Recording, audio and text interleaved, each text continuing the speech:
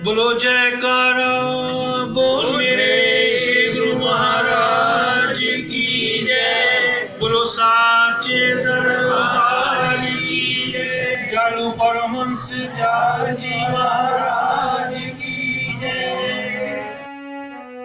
एक रोज इरशाद हुआ कि राजा बड़ी शानो शौकत और फौज सिपाहियों के हमराह यानी साथ शिकार को तैयार हुआ और बहुत अच्छे अच्छे कपड़े व जेवरात पहने, बहुत अच्छे घोड़े पर सवार होकर बड़े अभिमान और अक्कड़ के साथ रवाना हुआ।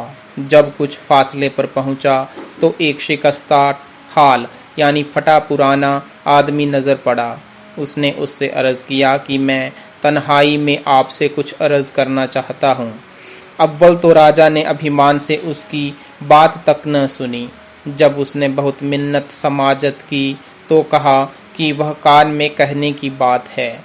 जब राजा ने यह मंजूर कर ली तो उस शख्स ने कहा कि मैं मुल्कुल मौत यानी यमराज हूँ और आपकी जान कब्ज यानी लेने करने आया हूँ। राजा सुनकर खौफ यानी भय से पीला पड़ गया और बोला कि मुझको अपने रिश्तेदारों और बाल बच्चों से मिल लेने दो। फरिश्ता ने कहा यह भी नहीं हो सकता।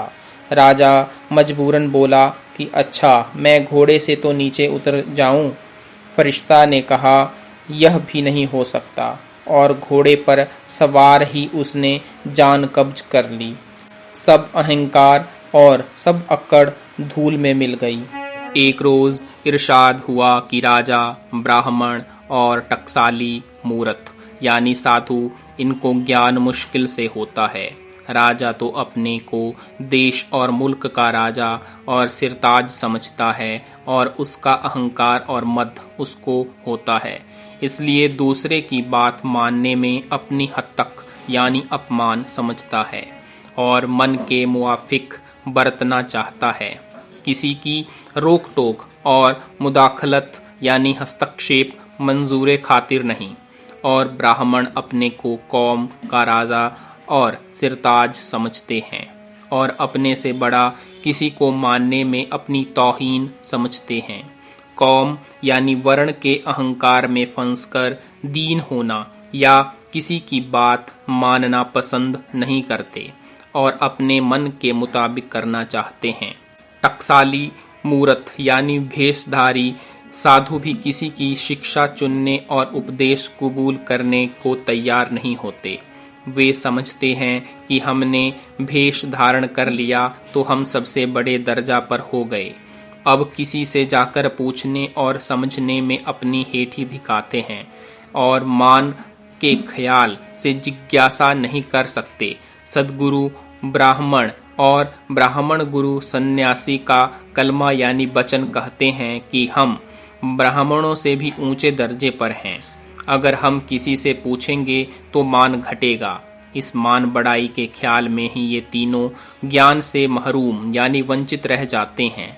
लेकिन अगर इनमें से कोई अपने राज या विद्या या भेष के अहंकार को त्याग कर जिज्ञासु बन जाए तो फिर वह शख्स होता भी यक्ताए जमाना यानी जमाने में एक ही है। इनमें से जो कोई निकलता है वह अपने वक्त का लासानी यानी अनन्य होता है। एक रोज इरशाद हुआ कि अहंकार में तमाम संसार फंसा हुआ है।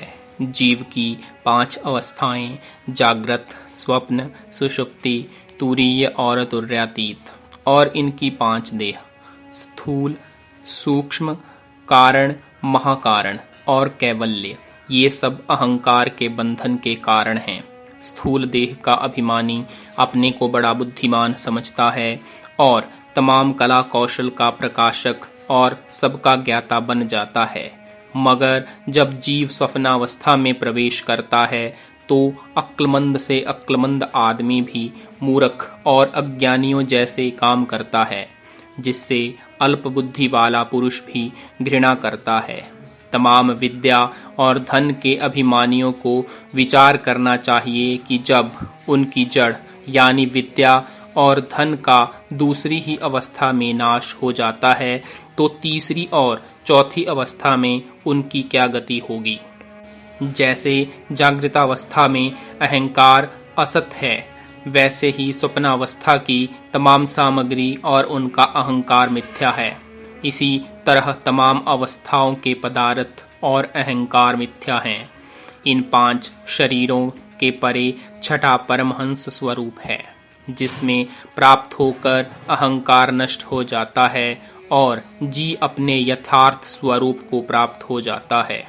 एक रोज इरशाद हुआ कि एक चीता, एक भेड़िया और एक लोमड़ी ने एक 12 सिंगा, एक हिरण और खरगोश मारा। भेड़िए और लोमड़ी ने ख्याल किया कि चीता अपने आप हिस्सा करके हमारा हक हमको दे देगा। इस बात को चीते ने भी मालूम कर लिया और कहा कि मैं तुम्हारे दिल की बात जान गया हूँ। अच्छा भेड़िए, मैंने तुमको अपना नाइब यानी सहायक मुकर्रर किया, तुम फैसला कर दो।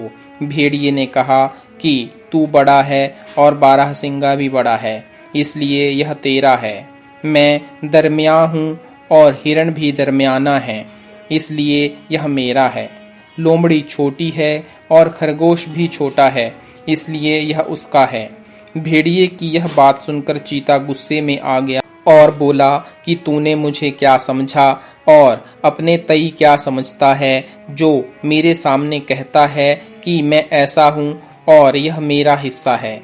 यह मैं मेरा और तू तेरा क्या कहता है? तुम कौन और क्या हो और अपने को क्या जाहिर करते हो? तुम मेरी निस्बत क्या ख्याल करते हो? इधर आओ। और भेड़िए को पास बुलाकर एक थप्पड़ मारकर भेड़िए को मार डाला। फिर लोमड़ी से बोला कि अब तू हिस्सा कर। उसने भेड़िए की हालत निगाह इबरत से देखी और बोली कि आप बादशाह और मालिक हैं। यह 12 सिंगा चूंकि बड़ा जानवर है, इसलिए आपके सुबह के नाश्ते के लिए मौजूद यानी अनुकूल होगा। हिरण चूंकि दरमियाना है, दोपहर की रसोई का काम कर देगा। और खरगोश छोटा होने की वजह से आपकी शाम की बयालू हो जाएगा। चीता यह बात सुनकर खुश हुआ, बोला कि तूने यह हिकमत किससे सीखी?